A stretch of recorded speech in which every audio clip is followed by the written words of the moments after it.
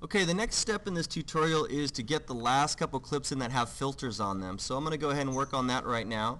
Let's take a look at Johnny and Carrie. I'm going to go ahead and clear these in and out points with Option X, and I'm just going to set them again with I and O, and I'll just go ahead and play through them to see the section that we are going to have. And that looks pretty good. I can just use that section. Great.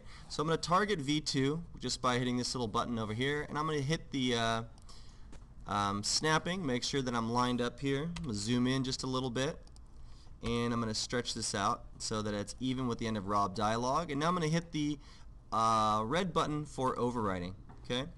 Now again, I want to work on this instance of Johnny and Carrie. So rather than saying, just leaving it, just starting to edit this right here with the filter, I'm going to actually double click it. Remember, double clicking is the way that we work on just one instance of a clip. You can also see that the way the clip shows up has these little dots underneath it too, and that shows that those are the actual the points there from the timeline. Okay. Now the filter we're going to use on these guys is the tint filter. It's under Effects, Video Filters, Image Control, Tint. Okay. And you can see that that's our tint there. Actually, just kidding. Let's go over here and use this one instead. QuickTime Color Tint. Okay. The QuickTime Color Tint I like better is because it allows you to choose two colors to combine. So now I'm going to click on the Filters tab, and you can see that I've got light and dark color options. Now the nice thing about editing from the timeline is I can move my playhead over the clip, so now I can see what I'm doing to this clip as I'm changing the properties. So first I'll start with light color, and I'm going to go ahead and choose my light color as yellow. And I'm going to choose my dark color as a dark brown. And now nothing's happened so far over here because I still have the tint type selected as black and white. So let me go ahead and choose Other, and there we go. We've got our combinations now. I can change the brightness and contrast of these to make them a little bit more legible, right?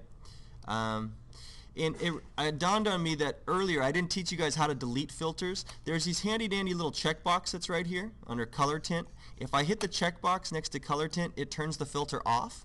If I want to delete it, I have to select the Color Tint name, and the whole thing turns gray. And now if I hit delete, that filter goes away. I don't want that, so I'll hit undo, and there we go. I've got this filter, but I'm not done yet because what I want to do is have this filter change over time. You'll notice that under tint amount, if I take that away, the keyframe line here changes up and down. So what I want to do is animate this so it gets darker over time. Piece of cake.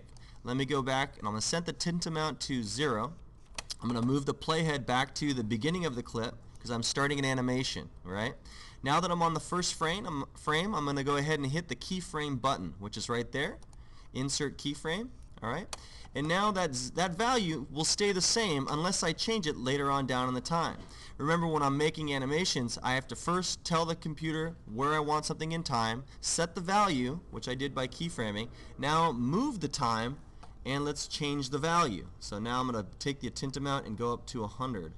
You'll notice that when you look in here, I'll hit Shift Z in here so you can see it a little bit better. Notice how the tint starts at 0, if I bring this back, and then over time it gets darker and darker and darker. Okay? And just like that, I've animated this one filter over time on Johnny and Carrie. Go for it.